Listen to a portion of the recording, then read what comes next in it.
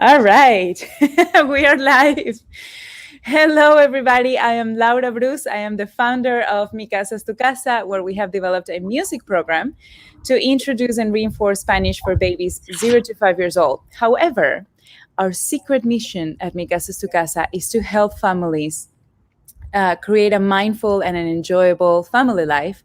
And that is why today we're here with Dr. Carrie Contey. I love her so much. I'm so excited. Dr. Carrie Contey, how are you doing today? Phenomenal. I'm so happy to be with you. Thank you so much. So for those of you who don't know who she is yet, she's this amazing, limitless resource for parents of children of all ages, not just early childhood development.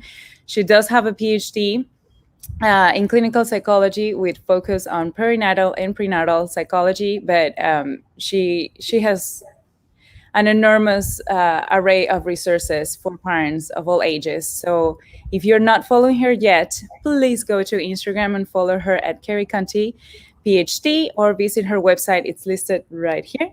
It's www.carriecontey.com. She has online courses. She has amazing resources. You really don't want to miss that.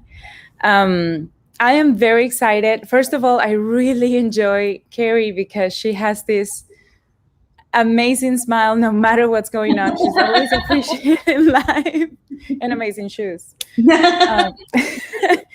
So it's contagious to be with her because she has this beautiful energy that you can really feel. And I met her in our last call a year ago when COVID was just started. I mentioned that I met her in 2014 when I just became a mom. And I was very lost, very overwhelmed. And what I learned from her is still applicable in my life right now. I'm still using it with my son. And I'm so, so thankful and grateful for everything that she was so generous to share with me as a mother. She's also written books like Calms and What Your Baby Really Wants, in case you're wondering that. You can find them on Amazon. It's also in our list of recommended books. And so here we are. How's your day going, Carrie? Gorgeously. Summer in Maine is a really magical thing. So I'm just taking it in and enjoying my time here and loving that it's Friday. So all the boxes are checked right now.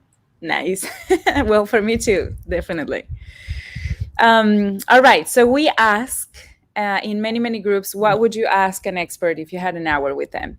And the theme here is going back to social life after COVID. We started with you when COVID was just starting last year, and now we're kind of getting out of it with you, which is wonderful. And we got a wide array of questions from, I don't understand why people are still so concerned, to I'm still very concerned, but I feel like the world has moved on, and I feel like left out to the point that I feel ashamed of sharing my concerns with the rest of the world. So a bunch of questions in all varieties. And we also got some classic questions that are not necessarily related to COVID, that are like the kind of questions that you always hear parents asking. And to me, that's a very good sign, because it means to me that people are having mental space to focus on something else other than COVID, finally.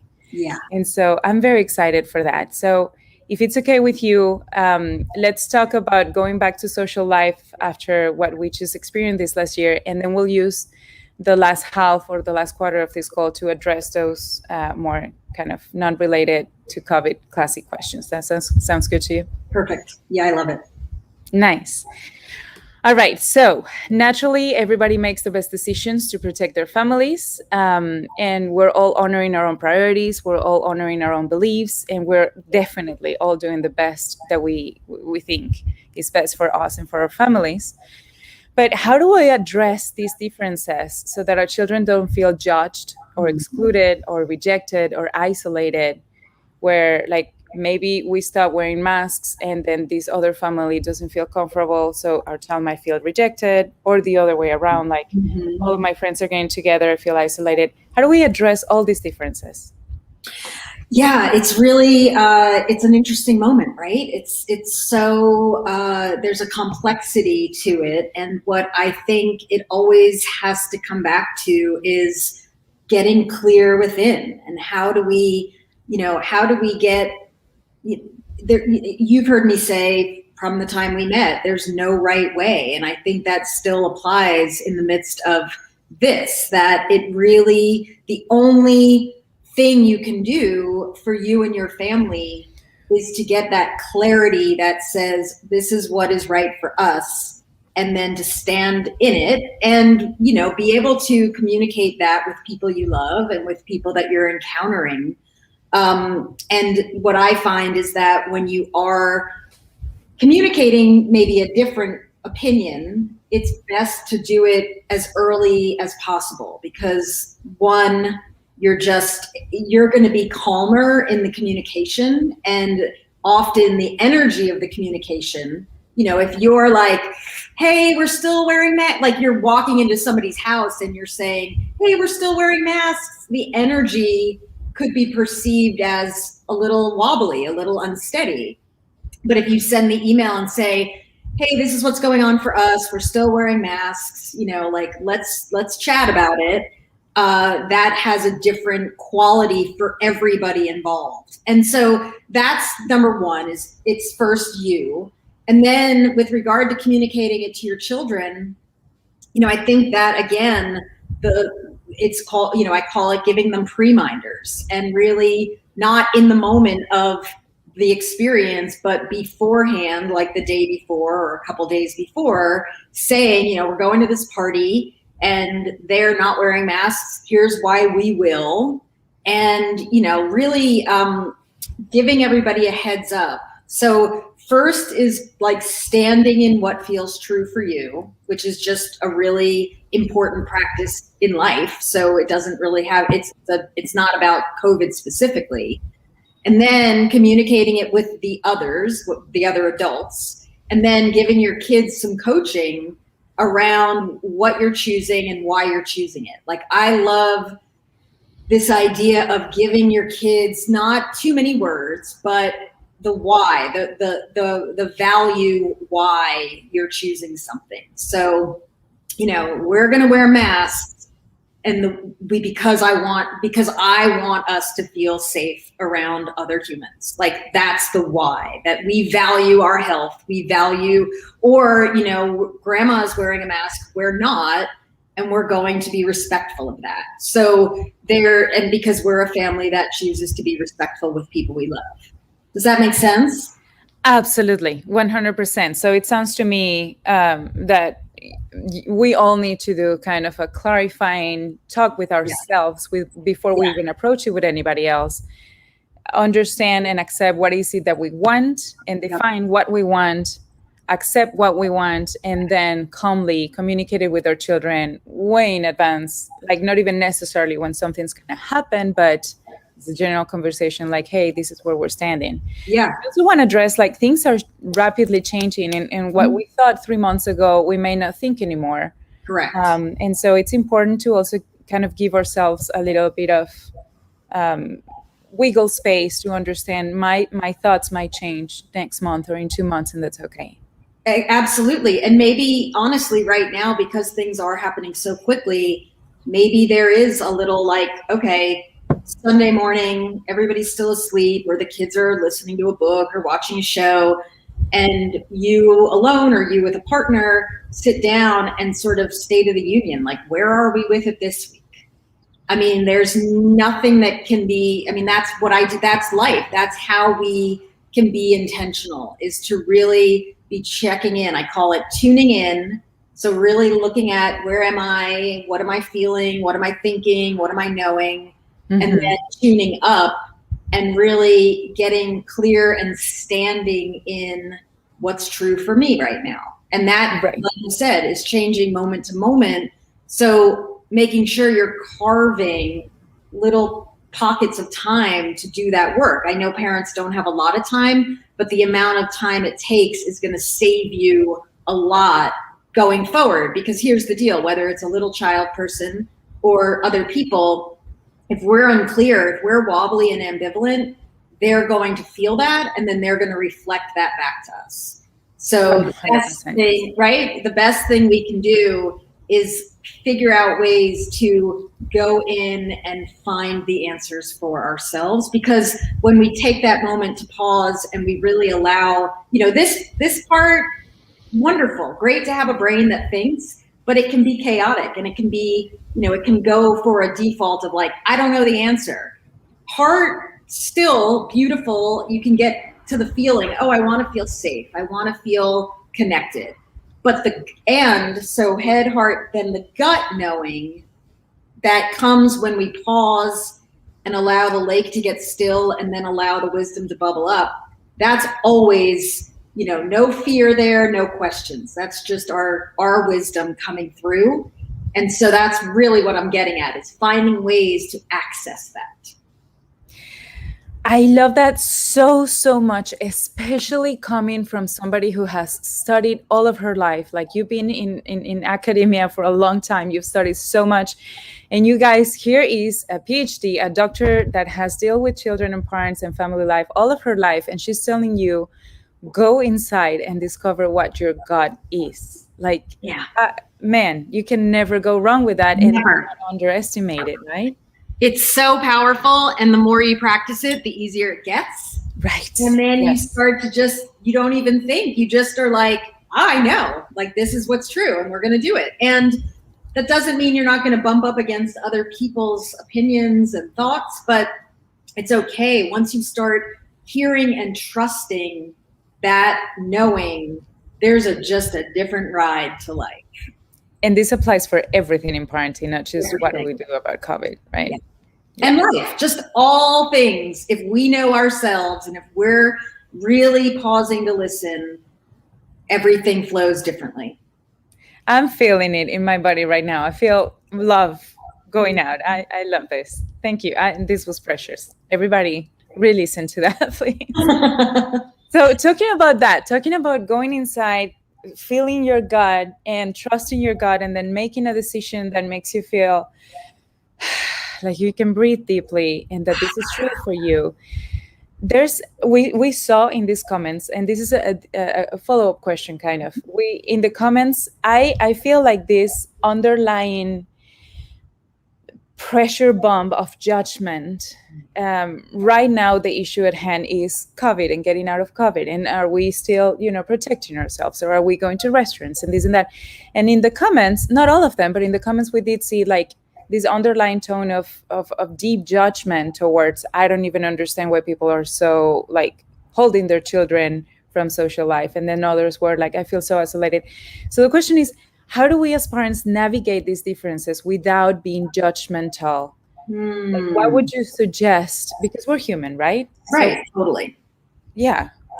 Yeah, I mean, I love this question, because it really speaks to just judgment in general, both the doing it and the feeling it. And what I've come to learn more than anything in my own life is that when I hear those judgmental voices, whether they're pointed outward or inward, that's fear, right? Judgment. When we're judging somebody else, there's fear being evoked within us, right? And when we judge ourselves, what I think is that we're under-resourced. Again, we're not steady in ourselves. We're not fueling, which is kind of one of the hardest things to do as a parent, is to get enough emotional nourishment so that you can think, feel, and know clearly. And so the judgment can be I see that as a byproduct of other stuff, that you're just overdone, or you're scared about something out there, or you're afraid of the interactions you're going to have with the people that you're either judging or feeling judged by.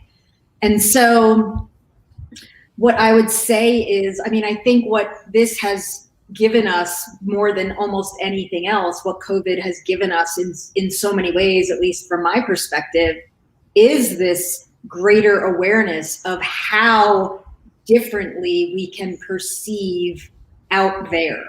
That there isn't one way that this pandemic was perceived. Some people thought no big deal, and some people were scared for the whole time and are still scared.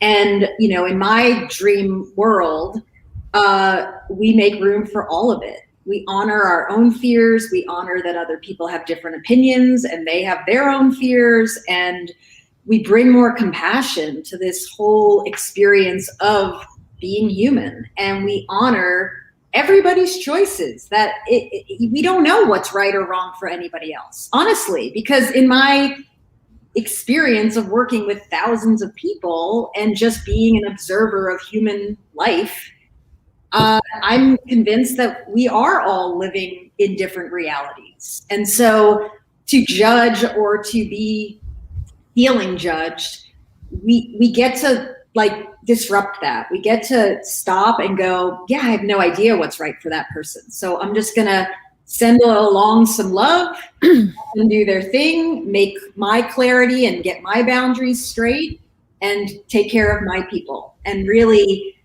you know, what I think in general about our world right now is, you know, we have access to so many opinions and so many ideas and so many people's theories about how it is and how it isn't. And what I would love to see is this liberation from that we really take the time and start making our own reality our biggest priority, that we get less focused out and more focused in. And, you know, in doing that, really, you know, be more open-hearted and allow people to be where they are without fearing that somehow that's going to take away from what you're experiencing. Does that make sense, Laura? Absolutely. What came to my mind is, I 100% agree with you. What did came to my mind is, like, I've heard many people saying, well, yes, but their choices might actually put my grandma's life at risk because, you know, they hire the numbers and this and that. And my thought is, I want to know your opinion. My thought is, regardless of them choosing whatever they are choosing, never in life, not once, not even to your own children, you can make anybody do what you want. You can't control anybody except yourself. Correct. And your thoughts. And the more you focus your thoughts in, well, but this other person is doing something I can control and it might affect me, and so like, there's no end to that. There's just this chaotic feeling that puts you on ease and lowers your defenses and all of that. So I believe, you know, yes, there are things that will touch your buttons, but you're in charge. You're only in charge of yourself. Like, what do you have to say about that? Like, how do we kind of, yes, that is happening, and I am going to go other way. I mean, I don't know if this hits what you're saying, but to me, you know, this is an opportunity to surrender to the mystery of it all. You know, again, like this light, you know, I think there was, and I don't know if this is true, but there could have been for many people this sort of false sense of security before this pandemic. And now it's getting illuminated that we don't get to control others, and that others make decisions that are very different than we would, and that can evoke fear.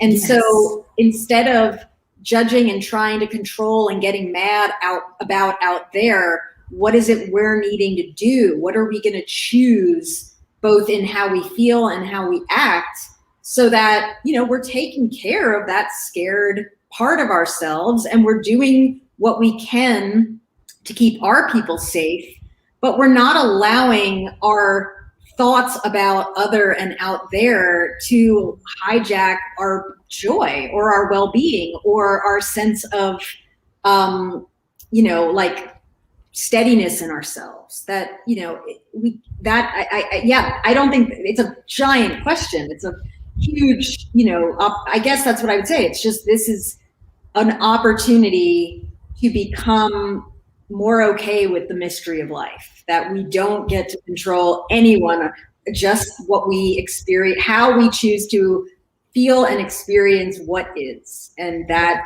to me, is like a spiritual quantum leap that you can take or not take, but this is an opportunity to jump in right now. 100%. Yes, we're very much aligned.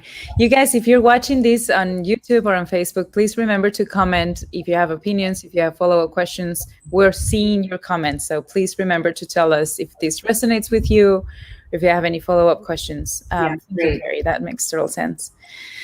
Okay, so one of the questions that we got is how do we set boundaries with families who might be at different risk tolerance than we are? And I think you already addressed that. Like, first go within, feel your gut, then aligning with your heart, aligning with your mind, communicate clearly to your family, to your people, and then say, hey, guess, I don't know, aunt or uncle or friend, more than happy to connect with you. These are my conditions. Thank you so much for understanding.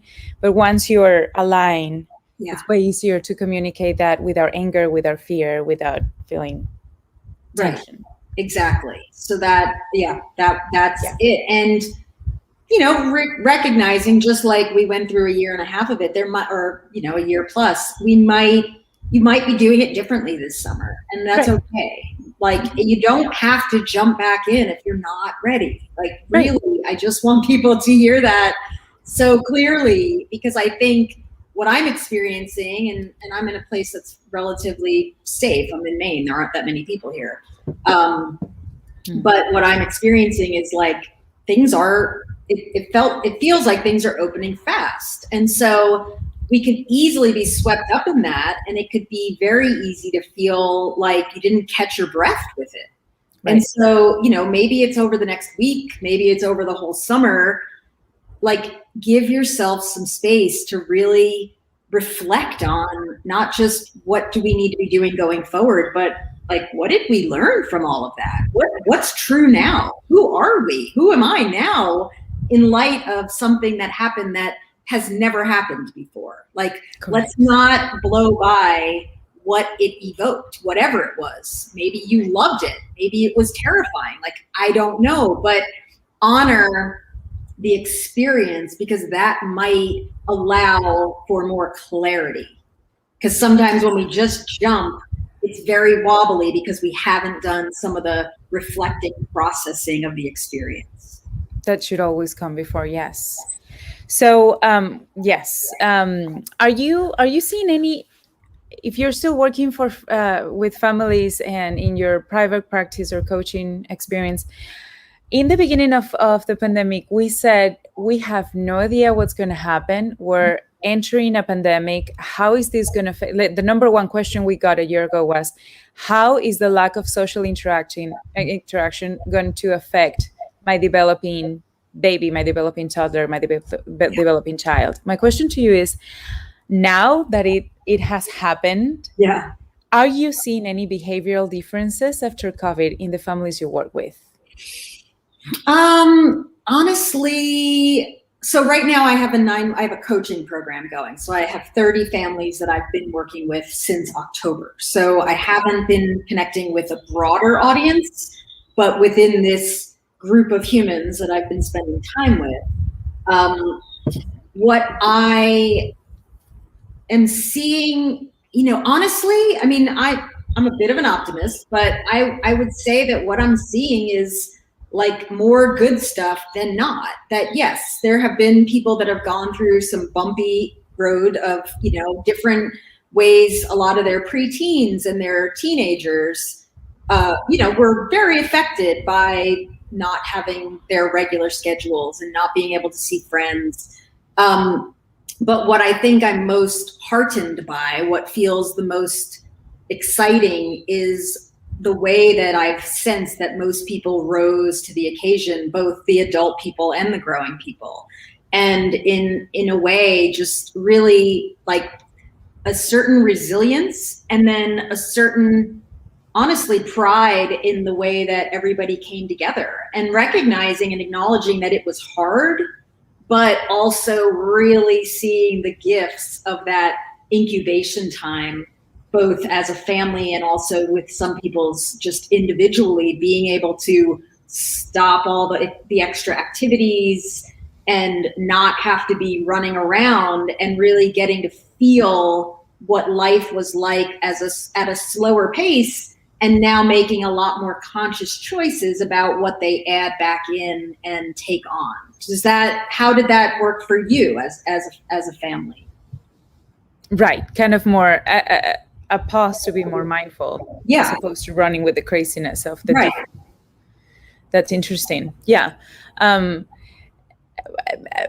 families are asking, like, is there something that we're not aware of that we're about to face with our children because they did, like, some of them are very concerned about my toddler didn't get to socialize. And actually, we got a really good question. She says, I still want to address some of these questions that are very specific. She said, well, my now 2-year-old, she spent over a year without social interaction. She only saw my face and my partner's face. And now we're trying to go out in the world. We're trying to go to church, and it's impossible because she gets so overwhelmed. She starts throwing a tantrum. We just can't go to church. We can't go back. Like, what do we do with that? How do we help them readapt? Great. That's a great question. And I'm a giant proponent of what I call weaning in and weaning out. So, like, instead of going straight to church, because I agree. I mean, I'm going to be 50 next month, and I'm overwhelmed in ways that I'm now realizing probably I always was. But for some reason, having that much time to really pull in, when I go out, it can feel exhausting. I'm an introvert by nature. So when I'm out, there's a certain energetic, like, wow, this feels different. So with a little tiny person who maybe didn't have much of that, I would say I wouldn't put any sort of problem on it. I would say just slow it down and, like, wean her or him back into social interacting. So instead of going to church, which is very overwhelming for a small person and sort of has a time limit on it, I would start by just going to the park and staying for 10 minutes and just sort of having the experience, and then handing them a snack and saying, okay, I think we're going to go now. And then next time, maybe you go for 15 minutes and you invite a friend. And then next time, maybe you run to the grocery store. Maybe that's a little much, but you go to a little tiny store that you like and you take that little person in. And so there's two things that I want to say. One is slow and steady, just really do it slowly, because in a matter of weeks, you could be back and off and running and back to church. But I would say probably more than anything, and you've heard me say this so many times, it really has more to do with where you are. So if you're feeling anxious about their experience, you've got to pull it way back, because they're going to feel that. The little one is regulating, is bouncing their sense of, am I safe or am I not safe? Can I handle this? Can I not handle it? Not as much on their own experience at that point, but on the experience that they're feeling through their trusted caregivers. And so, you, again, taking that moment to pause and ask yourself, what am I up for? How am I feeling about the crowds? How am I feeling about taking this tiny little human out into the world?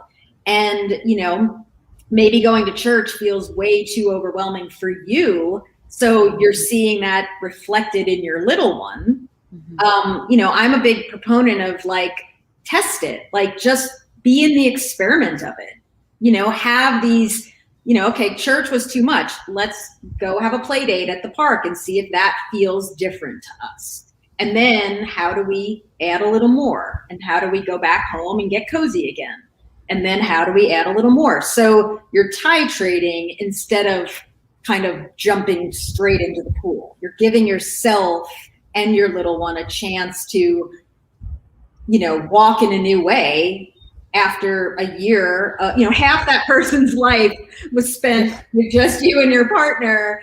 And now they're like, wait, whoa, I'm in a totally, like, that's a lot of time for that little one. So taking the summer to, hey, we're not going to go to stores, but we're going to go visit friends, and we're going to have parties outside with a few people. And we're going to, have some visitors come to the house, and just giving everybody a chance to walk into it more regulated is the route I would recommend. I 100% agree. I remember studying in psychology school desensibilización in Spanish. I studied in Spanish, not in English. When somebody has a phobia, you start with like thinking Yeah, about the spider, right. and you start with like an image of the spider, and then we start with like imagining you're with the spider, and then like slowly you get there. But one thing that I want to highlight that was so important that you said is like we are so sensitive, and well, maybe this is where my thought went when you mentioned something related. We right now are so focused on, oh, it was COVID, and oh, the past, like, oh, this year she didn't get to socialize, or my son didn't get to play with anybody, and of course it's a consequence because now he doesn't want to play. First of all, when we're talking about little ones, it's like parallel playing for a start. That's normal. Yes, right. Second, it might not have to do with the fact that they weren't exposed. It might have to do more with this is their personality, this is what they prefer. Now, and it also something that I see. We started in-person classes here this spring, and I have not seen any different behaviors from what I saw before COVID, like at all. But what I've always seen since I started working with little ones is literally, if there's a child that's always smiling and happy and singing, I turn to see the mom, and the mom is smiling, happy, singing. And then if there's a child that's like, "Ugh," I see the mom, and the mom tends to be tense. And it's what I want to highlight here that you mentioned is it's not necessarily the child creating that, it's probably the child feeding off of the parent. And as a parent, we're not always aware we are feeling that way. And then our children are such a good reflection Right. of what's going inside of me, whether I'm conscious of that or not. So, one thing that I do want to say out loud to parents with all my love, and I've been there, I have had things going on inside of me that I'm not aware of. And then I see my child doing something, I'm like, I need to look in the mirror and see what's going on, because this is probably not coming from him. He's probably reflecting. So I'm saying this as a mother, not as a judgmental person. Yeah. If your child is very anxious or if something's going on, try looking in first. Do you agree? 1,000%. You said that brilliantly. That is the message. And it doesn't mean it's your fault that they're having that experience. It's just there's no fault here. how your nervous system is operating. And there's a vulnerability to being a parent in general, especially to a little human. And so I know I do this a lot, which is like this, like love and compassion and tenderness and the bigness of it all. And when we can honor that and then take a breath,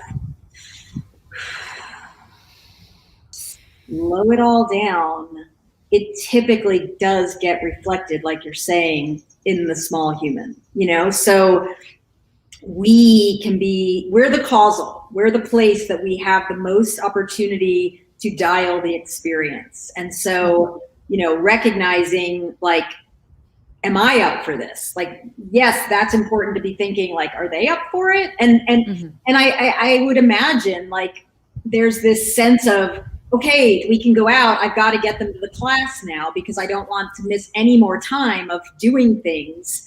But if we haven't checked in and really honored, like, I don't know about that yet, I'm not wondering, maybe I'm not there, you could have a very different experience if you override that than if you pause and go, yeah, let's just go. And if I need to leave because we're both getting a little overdone, we will. Like, having conversations with yourself of how you're going to care for your own tenderness while you're caring for this other human who's exploring the world in this completely new way. It's like, be okay with dropping everything and, going outside and not feeling like you have to stay engaged if it's clearly not working for you or your person.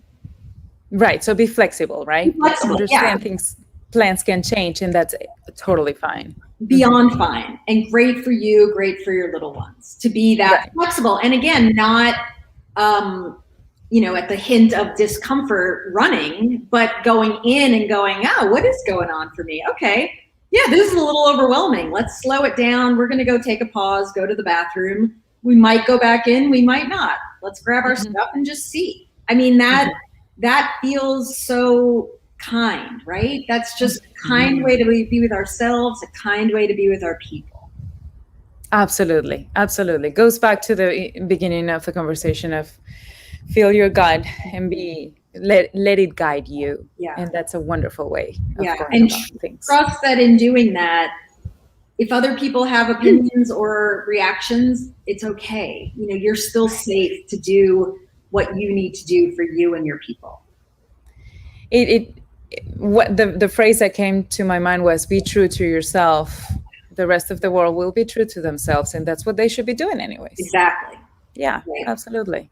So we're clear that our children are a reflection of what's going on inside of us. Now, when do we, and let me wrap that off before we move to the next question is, somebody asked, like, how do my child has gotten very anxious in social settings because of all this happening. Now we know we need to look inside. But somebody asked, like, how do I prepare him to start going to daycare in August?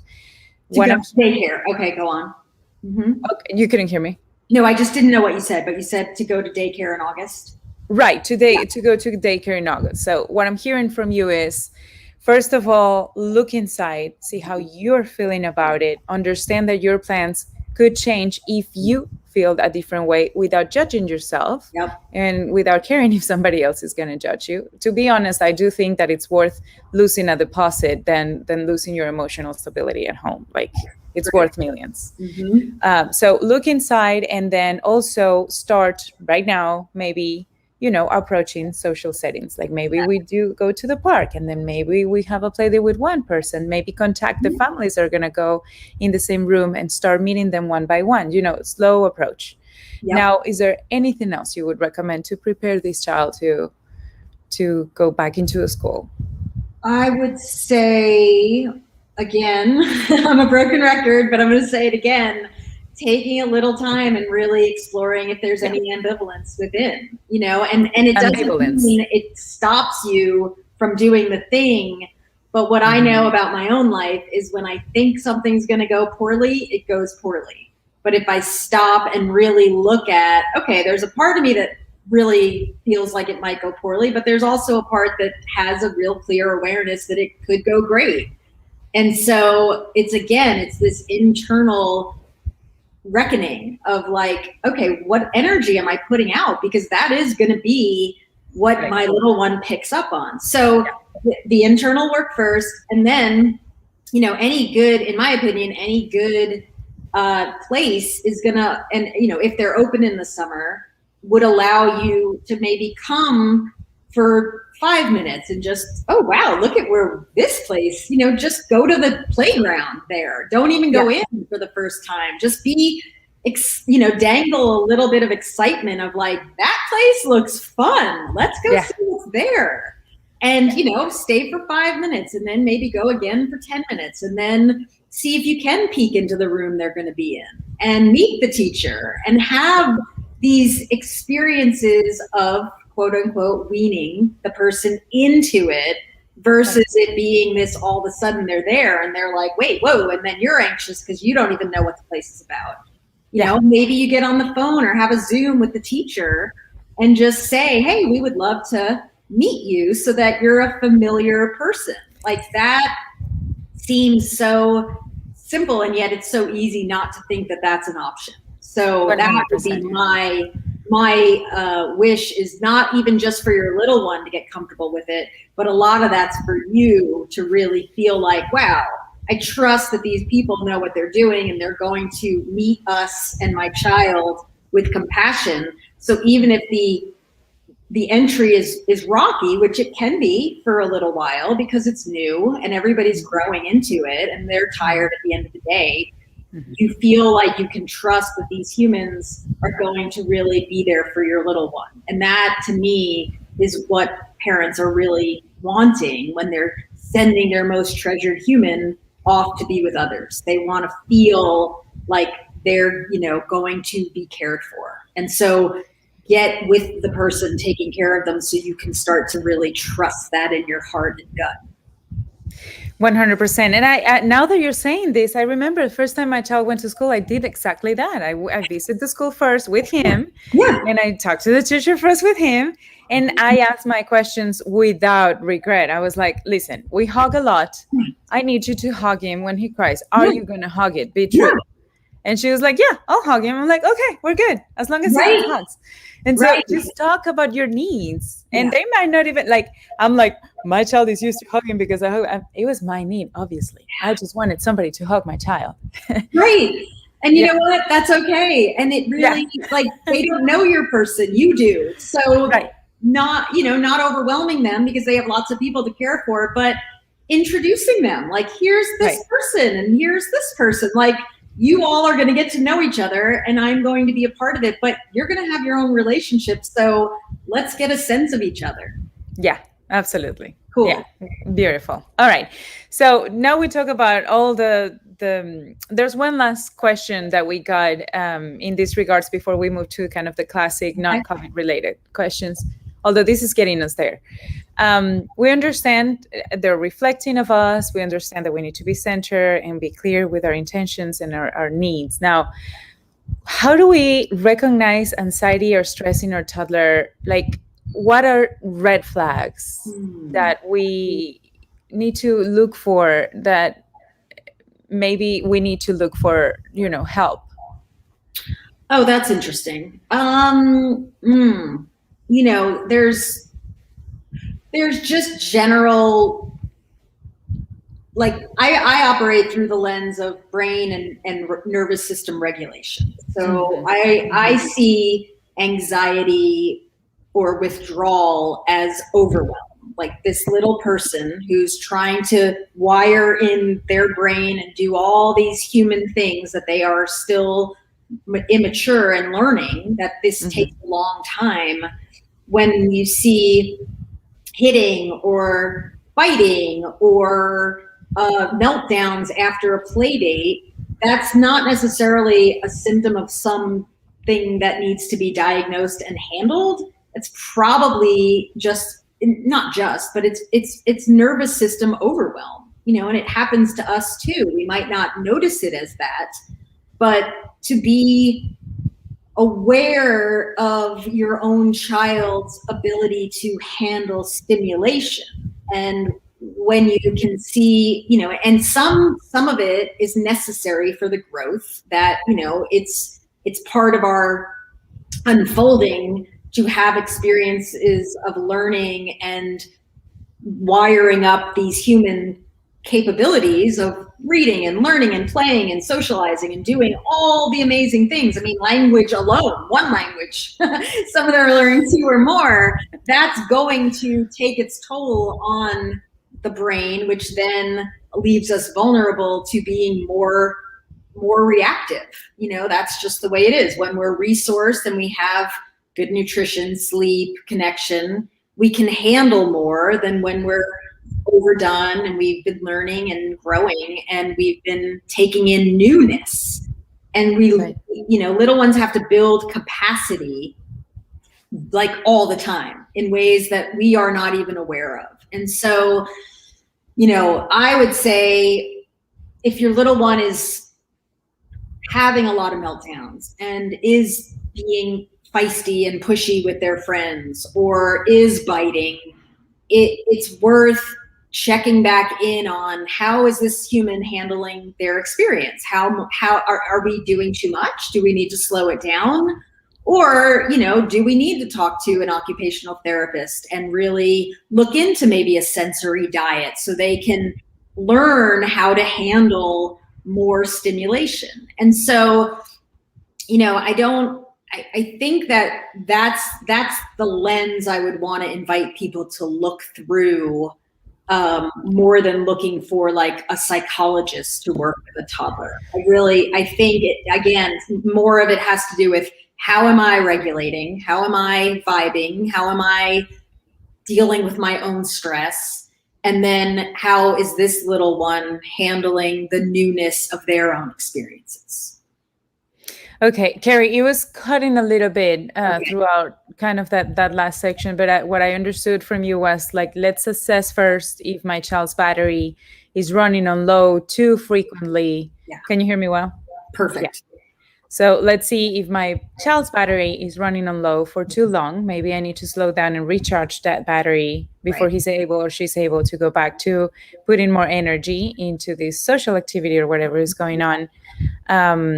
But it sounds like, if correct me if I'm mistaken, because it did cut off for a kind of a long period. Okay. If the battery is charged, if you're not doing way too many things, and you're still seeing kind of an overreaction, and you've done your work and Mhm. you're aligned with yourself and you're okay with yourself, then maybe that's a good time to seek for help.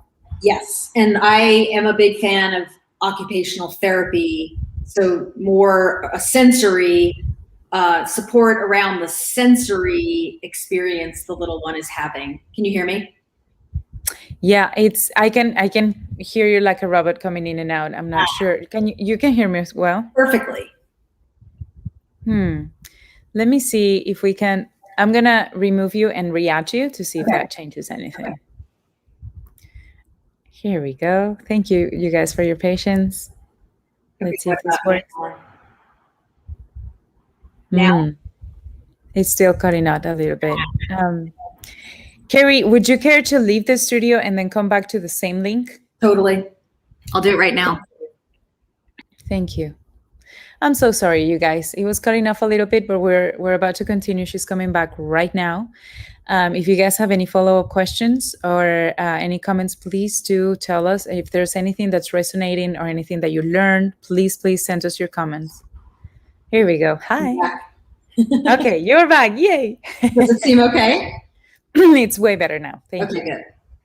Okay. All right. So, sorry, I said if you're okay with yourself, if you're not overusing that battery, then maybe it's time to look for help. And then I couldn't hear your feedback. Okay, so what I said was at that point, I like people to explore occupational therapy, which is really about understanding how the nervous system works and helping smooth out any of the feistiness, the fire that gets raging when somebody's overwhelmed sensorially, versus seeking psychological help, right? So for me, first step is checking in with yourself and getting clear on what you're doing. Second is noticing, like, how is this tiny human handling all they're trying to build in their brain and the social stuff? Then, yes, third is, okay, let's check in with a professional, and I would recommend occupational therapy. And then the last line would be to go and look into like a psychological help, because I think a lot of the early stuff has much more to do with how their sensory processing is going versus any psychology. Right. So I feel like people just want to have like a checklist of red flags, like, oh, if I see this, if I see this, if I see this. And what I'm hearing from you is like, there's not really a checklist. There's more like of understanding the balance of what your child can operate in, what you can operate in, and just fill it out, making sure, making sure the checklist is the other way around. The checklist is, am I exhausting their energy over and over and over? And am I exhausting my energy over and over and over? That's the checklist, right? That's it. And so, I've said this before, but I've altered them a little bit. But I have these 4 questions that I like parents to be regularly asking themselves and their people, which are, who are you? So, you get this human, they come into the world, and they're their own person. They're not a little version of you. They might operate similarly, but they might actually operate completely differently than you.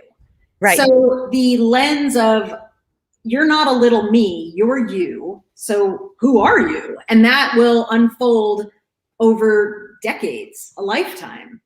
Right. Then what are you here to experience? What's your journey about?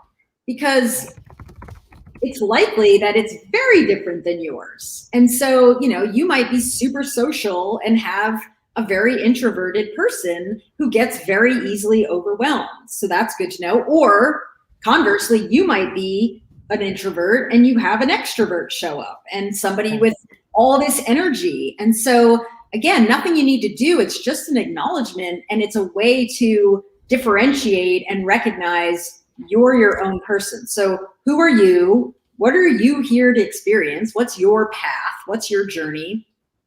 What do you need in the bigger phase of your existence and in the phase of development that you're currently in?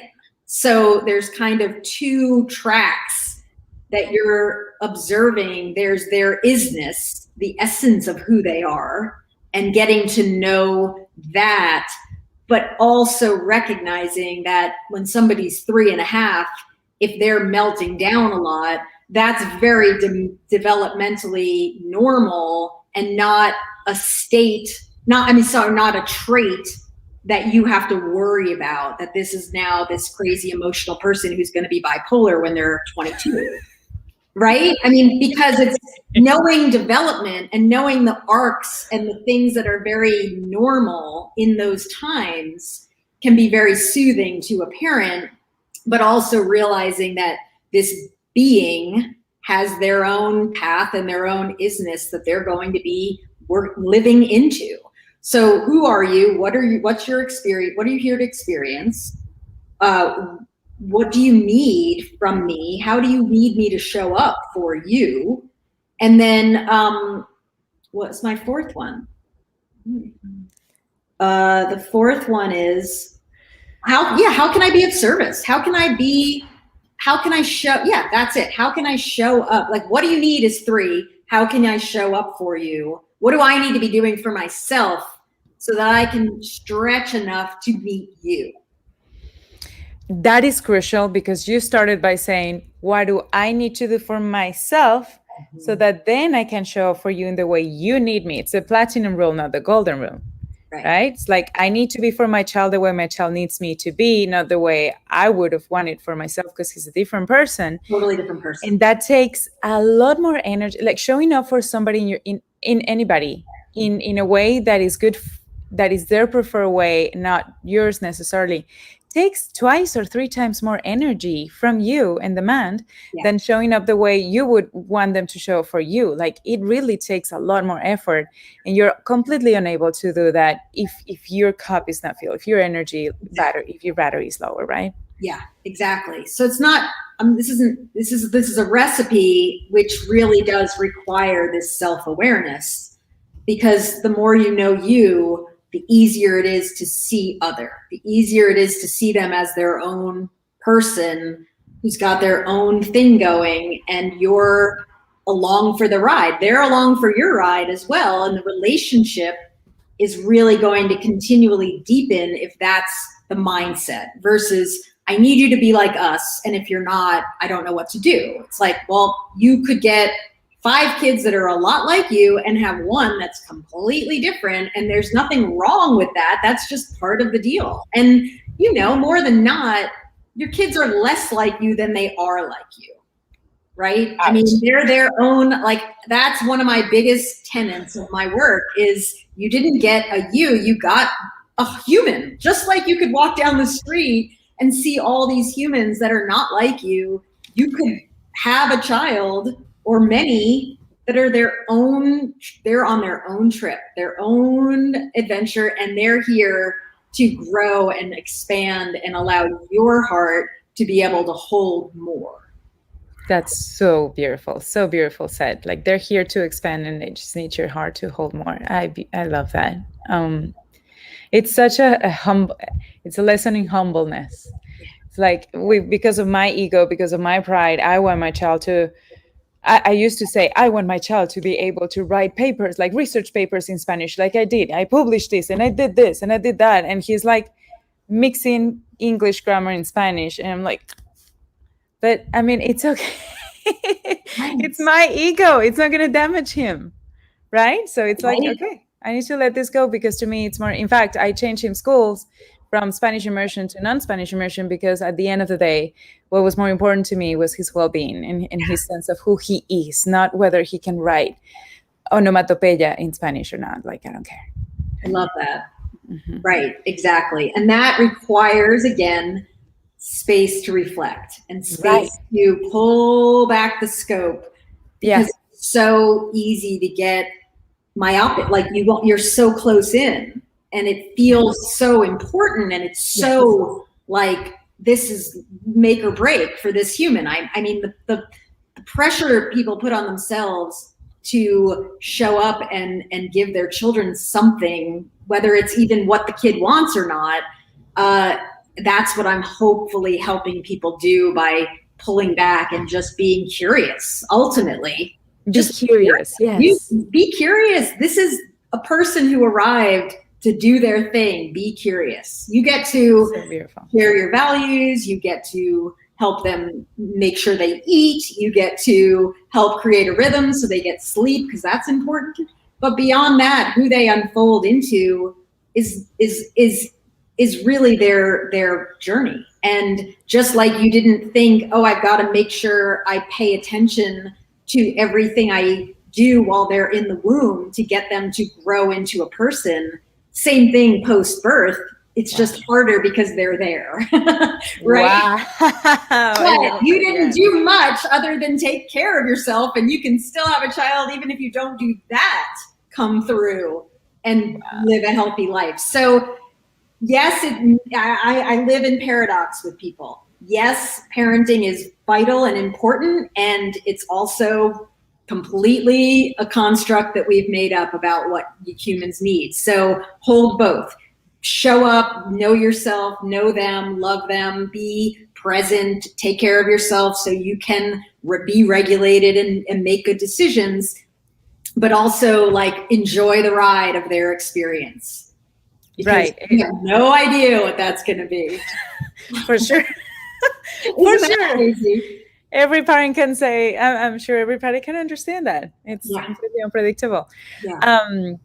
So somebody's asking, do you suggest a book that you can read about development phases and how to be there for our toddlers? Yeah, there's a series, and it's old, but it holds up. It's called, there's your 1-year-old, your 2-year-old, your 3-year-old, your 4-year-old. And I forget the name of the person, but it's a really great, simple reads that give nice understanding of the different phases of the development. And then there's a book that came out maybe, I guess now, almost 20 years ago, called The Science of Parenting that I like. There's some of it I don't love, but I think it gives some good information. It's a great way to understand the brain.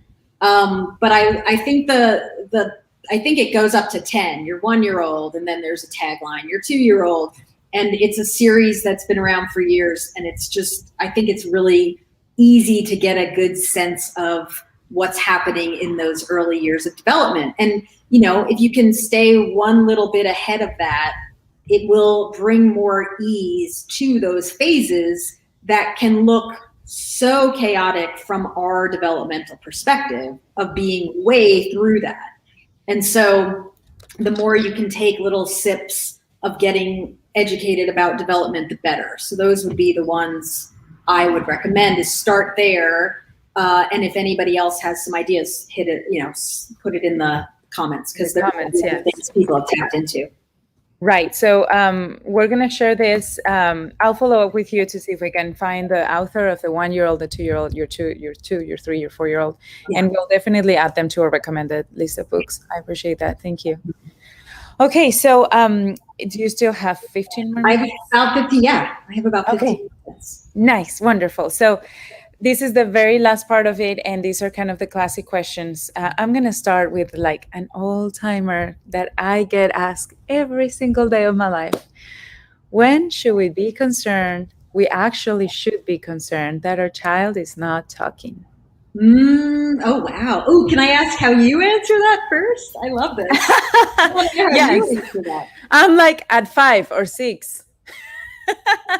It doesn't matter. There's this mad rush about talking and like but my friend has an 18-year-old, and the 18-year-old is already asking for like these science questions. I'm like, who cares?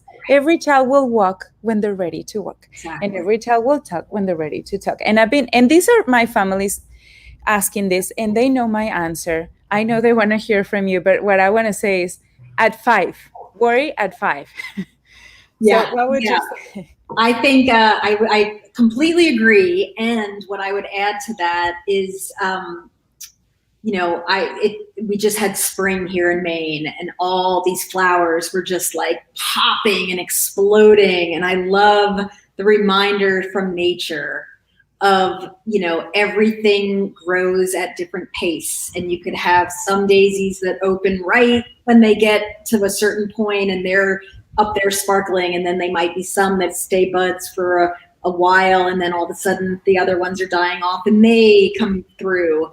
So, if we thought of our people like flowers, and we allowed for some to be short and stubby, and some to be big and tall, and some to be, like really full, and some are just a long skinny thing that has to grow. And so that's the metaphor I love. And then the other thing I love to remind people is look for the ways that they're doing things that are different than others. What I see, and I'd be curious to hear your opinion on this, is, and again, every child is different. Every human is different. Yeah. But a lot of times, not always, but a lot of times in my experience, I see, boy children being more skillful physically earlier, and girl children being more verbal earlier. And so, don't look for what isn't, look for what is, and then celebrate the uniqueness, and then really just keep living. If you want a physically active child, be physically active. If you want somebody who speaks and is into language, read with them and sing songs and go to your class. Like, it all unfolds, whether it's wanting them to eat salad when they grow up, and just you eat salad every day and say, yum, I love salad, and don't put a piece of lettuce on their plate and see what happens. And one day they eat salad, or walking or talking, just celebrate. And again, I really mean it when I say, keep your awareness on the fact that they grew from two cells that came together to make one single cell into a human being in 9 months. And that 9 months, and then out of the womb, and another year, they're walking and starting to sign, and some are talking. But like, what if we lived in a world where we trusted that innate wisdom and development with more of our own, like, solid belief of this person is exactly who they need to be? So beautiful. It's so miraculous. Every human being is such an incredible, unbelievable miracle. When you think about, it was a cell, it was 2 cells. Like, what? And here we are having this conversation. What? Yes. And you've got a tiny 7-pound baby, or 8-pound or 10-pound little human, or sometimes 2 pounds, that comes out of the womb. And honestly, within 3 years, most of them are doing the things that a lot of the humans of all ages are doing. 3 years. Some of them are speaking 2 languages or 3 languages. Like, we need, as a culture, in my opinion, to be looking for the goodies, not fearing. And so what I would say is, if you find yourself as a parent getting anxious and worrying, really get support around that, because then they walk and now you're worried about them not talking, and now they talk and now you're worried about them not reading. Like, that's your work to work on, not to put on them that there's something wrong. So you go get support. You learn how to manage your anxiety. You get really clear on, how do I want to show up for this person, and what do I need to be doing for myself in order to do that, so that you do not miss the ride, because it is phenomenal and brief and so easy to worry away. And totally, that is not what you're here for. And that's not what your little one wants either. I love that. 100%. I love that. Don't miss the ride, and look for what is there, not for what's lacking. Yeah. To be fair, I literally got 3 calls last week about, I'm so concerned my child is not talking, and we went to the pediatrician. Yeah. My love to the pediatricians. And my pediatrician was like, my son is saying 3 words. The pediatrician was 50 or more. I'm like, then tell the pediatrician to go look somewhere else. Exactly. Find another pediatrician. I'm sorry, pediatricians out there. Please. No, and I think it's worth checking in. Yeah. And again, that's why cultivating that gut knowing is the route, because you're going to trust your pediatrician does not know your little human. There's no chance that in a few sessions that you've spent with them, they know a fraction of what you know about your human. So learning how to trust that, and then finding the support that resonates with your knowing, and really, So when would you be concerned? About language? Yeah. Honestly, I would say I think you're onto it. I think 4 or 5 is worth, talking to a speech pathologist, talking to somebody who works in the realm of that particular skill, not a general, well, we know by 3 they should have 50 words. Like, we're beyond that. We've evolved beyond that. We now know everybody's path is so different. And, I think going bigger picture and thinking more holistically of like, is there something going on that's not about the words, but just about how this person feels in the world? I mean, there's 1,000 questions that could be asked. Absolutely. 100%. I also, Yeah. I'm also like, are you giving in to every single request before they even say a beep? Because then they don't need to talk. Yeah.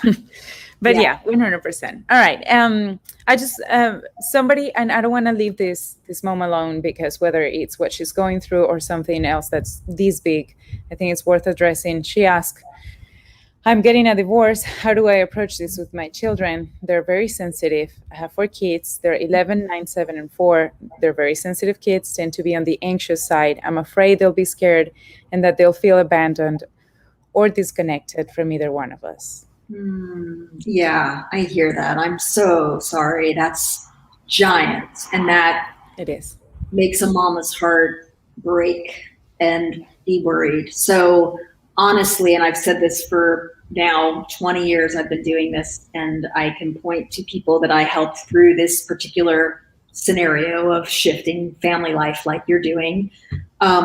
Get support. Like, you having your own person to talk to about how you're doing, so that you have some outside help of getting steady, so that when you're with your kids, you can be there for them. And then call in adult friends, family, like have, basically I use the analogy of getting on a boat, and you're all on a 6-person boat, and now you're shifting to having 2 boats. And that's going to take a little time to figure out how to do that gracefully. But if you had helpers, if you had other adults that are connected and love your children, who can be there to help this transition and help you so that you're not a wreck, which you might be a lot of the time, because this is one of the biggest life transitions you'll ever have. That's my best recommendation, is find the people that can help, call upon them, know that they're out there, like get support for the system, so that you can all move through this transition with skill and relative steadiness, while knowing it won't always be steady. And then, I think that being, your kids are plugged into you.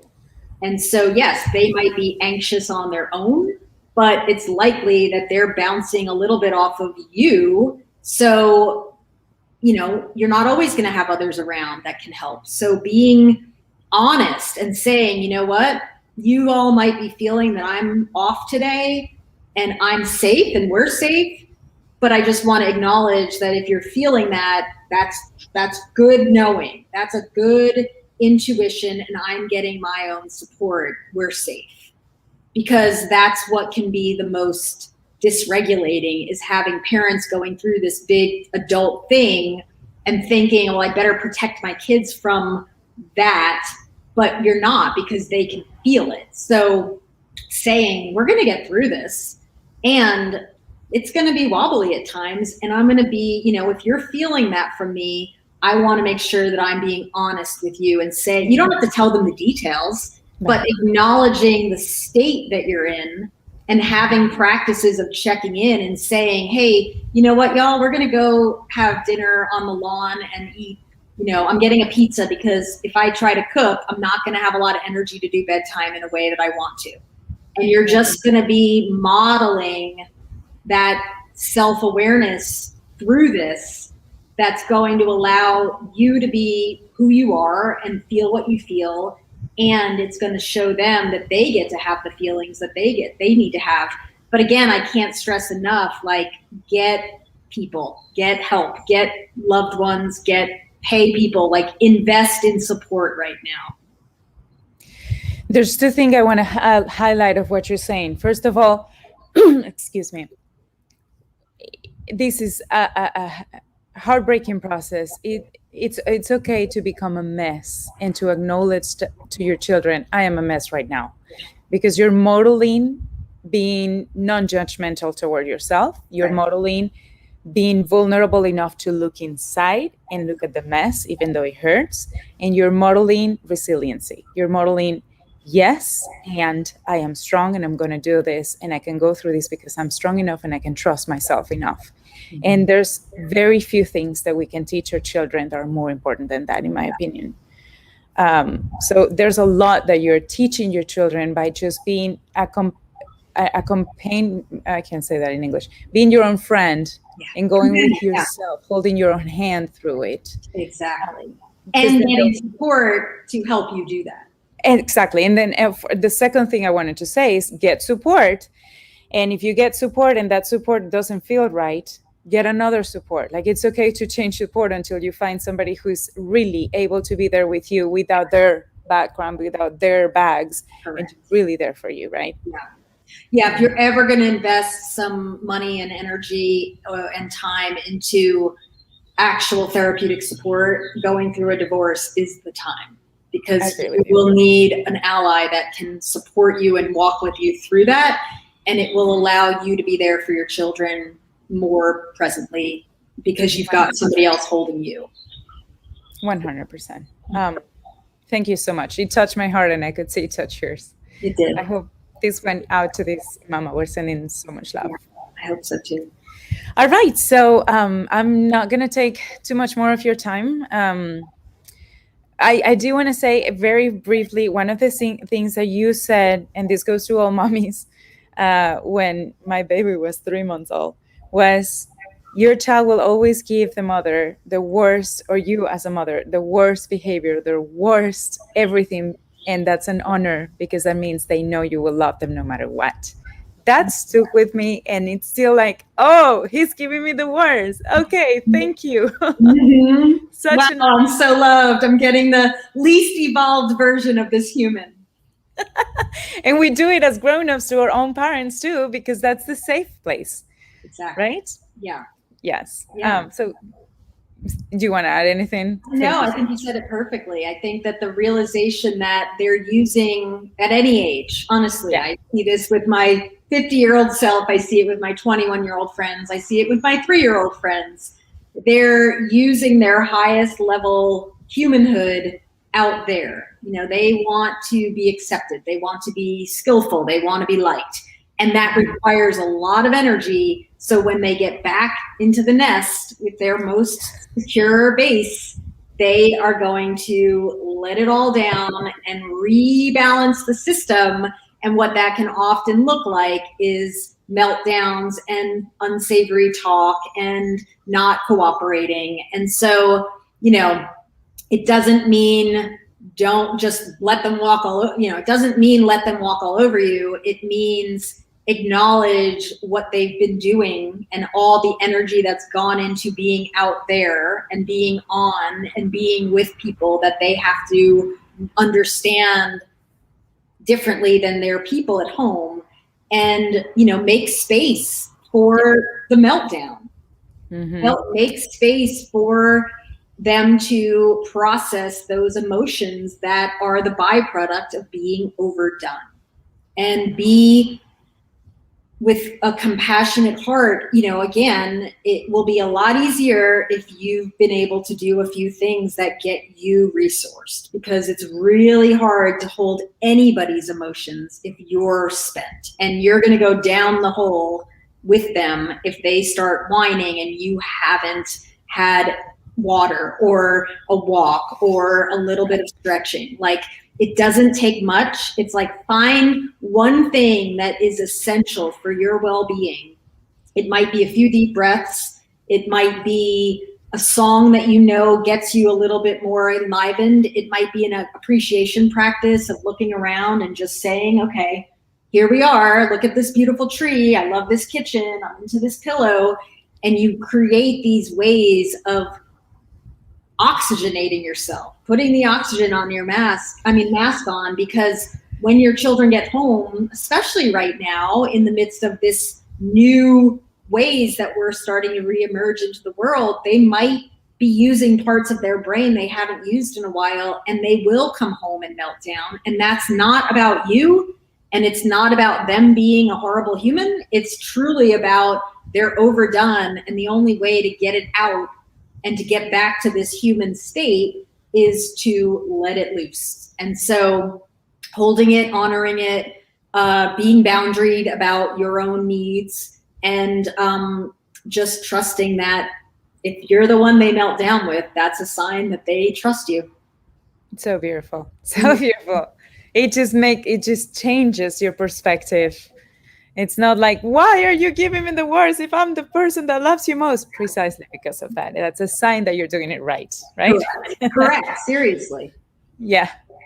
It's a sign that you're doing it right and that they feel safe. And they trust you. Yeah. You're the safe base. Yeah. Good enough. You just have to be good enough. Just do it 1 out of 50 times. If you can hold the emotions and let it through without trying to change it or get rid of it, you're going to be realizing, wow, that was a lot easier than trying to get them back to a good state with my words. Just all you have to do is be there. Let it happen. It's not about you. Exactly. It's not about you. Exactly. Carrie, one last thing. Is there anything that as a child you would have loved to get? If you could go back in time and meet little Carrie, what would you gift to yourself? Oh, that's such a fun question. Let me pause and ponder that for a second. Honestly, I think it would just be yourself. And I think I was allowed to be myself a lot, but I think I was also aware of everybody else and I was the youngest of 3, so I was very aware of what the big kids wanted from me so I could stay in the play and be with them. And so, just a little more of that. Like, I wish I could ask me those 4 questions. Who are you? What are you here to experience? What are the things that you're going to need from the people around you? And how can they show up for you? And I think the people around me did a phenomenal job. I am very healthy and I love my life. And, I think when you're a little tiny human, it's easy to be thought of as a kid when that's not the case. They're just people like us. And when we honor that and we give them that kind of awareness, it enlivens something very authentic and deep in them. It lets you flourish. Yeah. Who you are. So yeah, exactly. Yeah.